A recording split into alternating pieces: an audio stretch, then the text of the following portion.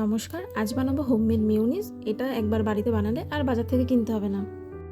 এটা বানাতে আমাদের লাগবে খুব সামান্য কিছু উপকরণ: ডিম, তেল, নুন, গুঁড়ো দুধ আর চিনি। চলুন তাহলে তৈরি করে নেওয়া যাক আমাদের হোমমেড মেয়োনিজ। আমি এখানে একটি ডিম দিয়ে করছি। প্রথমে একটি ডিম ভেঙে নেব, তার মধ্যে দিয়ে দেবো 1 চামচ চিনি, 1 চিমটে নুন, 1 চামচ গুঁড়ো দুধ এবং সামান্য একটু তেল। তেলটা আমি একবারে দেব না, ভাগ ভাগ করে তেলটা দেব। সব উপকরণগুলো দিয়ে আমি 2 মিনিটের জন্য ব্লেন্ড করে নেব। 2 মিনিট পর ঢাকনা খুলে আবার কিছুটা তেল দেব, দিয়ে আবার কিছুক্ষণ ব্লেন্ড করে নেব।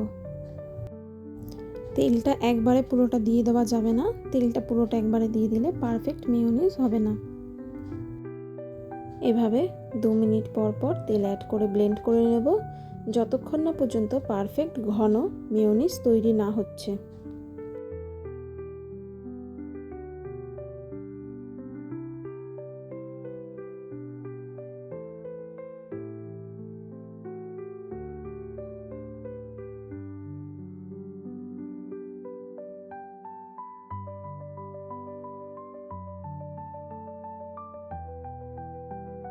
দেখতেই পাচ্ছেন কতটা ঘন এবং পারফেক্ট আমাদের মেয়োনিজ তৈরি হয়ে গেছে। এই হোমমেড মেয়োনিজ আপনারা ফ্রিজে 4 থেকে 5 দিনের মতন স্টোর করে রাখতে পারবেন।